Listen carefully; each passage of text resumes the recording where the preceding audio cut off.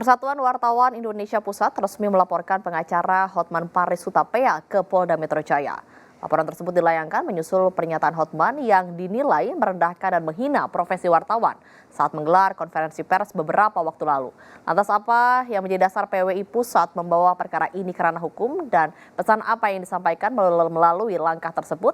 Kami akan bahasnya bersama Direktur Anti Kekerasan Wartawan PWI Pusat, Edison Siahaan. Terima kasih Bang Edison sudah bergabung bersama Jopos TV. Terima kasih Mbak Rade, selamat malam. Ya, selamat malam Bang Edison. Apa yang menjadi dasar PWI Pusat melaporkan Hotman Paris ke Polda Metro Jaya? Unsur apa yang dinilai telah terpenuhi hingga perkara ini dibawa ke ranah pidana? Oh iya, sebenarnya kalau prinsipnya dasarnya itu mudah saja, ya ucapannya si terlapor itu gitu loh yang bisa menyakiti atau dan melecehkan profesi wartawan itu dengan sebutan-sebutan yang sudah beredar banyak mungkin beredar luas ya di kalangan masyarakat maupun mungkin di kalangan jurnalis sendiri. Nah, itu yang membuat kita menyampaikan laporan itu dengan bukti-bukti yang cukup sudah kita siapkan, sudah kita berikan kepada penyidik. Ya, mudah-mudahan besok kita sudah dimintai keterangan, yaitu pelapor dan saksi pelapor gitu loh. Berarti. Ya, Hotman Paris sendiri sebelumnya sudah menyampaikan permohonan maaf secara terbuka dan mengaku hilaf karena emosi. Dan apa yang menjadi pertimbangan PWI Pusat tetap membawa kasus ini ke ranah hukum? Yang pertama adalah bahwa permintaan maaf itu kan tidak serta-merta menghilangkan perbuatan melanggar hukum ya. Nah, dan permohonan maaf itu kita sebagai sesama manusia yang juga mempunyai uh, boleh saja menerima maafnya itu ya, tetapi kan uh, persoalan hukum yang dibuat ya harus dipertanggungjawabkan secara hukum gitu loh. Soal itu nanti menjadi pertimbangan ketika ini sampai di pengadilan, pertimbangan hakim untuk meringankan ya, mari saja kita sih welcome welcome aja gitu loh. Kita tidak ada masalah soal permohonan maaf, kita ya dan itu permohonan maafnya juga dibuat sendiri di video di rumahnya atau di kamarnya itu atau di ruangannya kita tidak tahu. Nah, lalu di share-nya di medsos pribadinya ya, di Instagram gitu. Lalu kita lihat gitu loh. Soal nanti permohonan maaf itu secara benar-benar jujur atau dari nurani dari hatinya yang sebenarnya itu urusan dia lah ya. Kita kan tidak bisa juga menilai oh tidak tidak tulus tidak apa itu nantilah tapi kita tidak apa kita menerima permohonan maafnya itu tapi peristiwa hukum itu ya harus dipertanggungjawabkan secara hukum itu. Ya, dari sudut pandang Bang Edison, apakah ucapan Hotman Paris ini hanya ditujukan kepada wartawan yang hadir saat itu atau memang sudah dapat dimaknai sebagai penghinaan terhadap profesi wartawan? Ya, selain untuk kawan-kawan yang ikut meliput di situ pada saat itu, tapi kan disebutnya juga kalau kamu tidak tahu jangan jadi wartawan gitu loh. Nah, kalau kamu nggak bisa tahu pasalnya itu jangan jadi wartawan. Kan bukan ke dia jangan kamu umpamanya Edison jangan jangan jadi wartawan kan gitu loh. Ini kamu jangan jadi wartawan kan gitu dia sebut gitu ya. Artinya uh, semua insan pers ya, para jurnalis itu ikut merasakan seperti bentuk intimidasi dan pelecehan apa gitu ya dengan kalimat-kalimat yang vulgar lah dia itu. Bayangkan kamu otakmu ada nggak katanya. Nah itu masa seorang ya yang dikatakan pengacara papan atas kok bicaranya seperti itu gitu loh.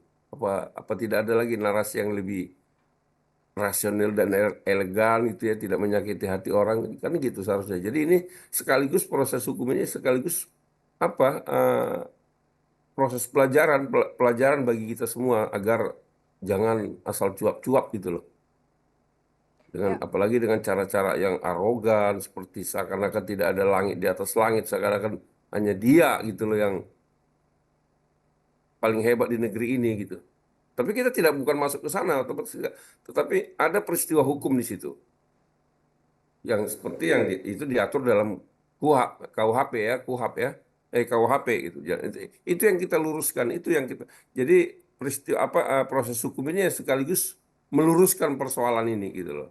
Membuat menjadi terang kenapa ngomong begitu, maksudnya apa gitu loh. Itu aja Mbak sebenarnya. Oke, Bang Edison, bukti apa saja yang sudah diserahkan PWI kepada penyidik Polda Metro Jaya saat membuat laporan? Oh, kemarin kita sudah serahkan bukti awal ya. Bukti awal itu berupa video peristiwa hukum sendiri kita. Nah, jadi nanti polisi juga akan memanggil beberapa saksi pelapor gitu ya. Nah, selanjutnya polisi juga akan mencari bukti-bukti lain mungkin yang lebih kuat untuk menguatkan laporan itu gitu mungkin. Ya, Bang Edison, seberapa besar nih dampak pernyataan seperti ini terhadap kebebasan pers dan independensi wartawan dalam menjalankan tugas jurnalistik sebenarnya? Nah, ini kekhawatiran besar sebenarnya. Ini potensi untuk membuat apa ya? Membuat rekan-rekan jurnalis agak agak apa ya? Merasa tertekan secara moral ya seperti ini. Karena apa? Kalau ini terbiarkan, maka peristiwa-peristiwa ini potensi terjadi gitu loh. Coba kita bayangkan kalau wartawan menjalankan tugas dikatakan, otakmu mana? Panggil, tanya aja kakekmu. Ini ruang apa sih seperti di ruang publik seperti itu teriakan-teriakan kan sangat tidak baik lah didengar gitu loh. Jadi proses pembelajaran lah ini sekaligus warning buat semua pihak, bukan hanya buat dia, buat kita juga supaya lebih memelihara mulut lah gitu lah ya, memelihara ada etika lah, ada aturan lah gitu. Bukan kita sok moralis ya bukan, tetapi ya terlalu vulgar lah seperti itu gitu loh. Ya, menurut Bang Edison, apakah kasus ini dapat menjadi momentum untuk memperkuat penghormatan terhadap profesi wartawan khususnya oleh pejabat publik, kuasa hukum, maupun narasumber?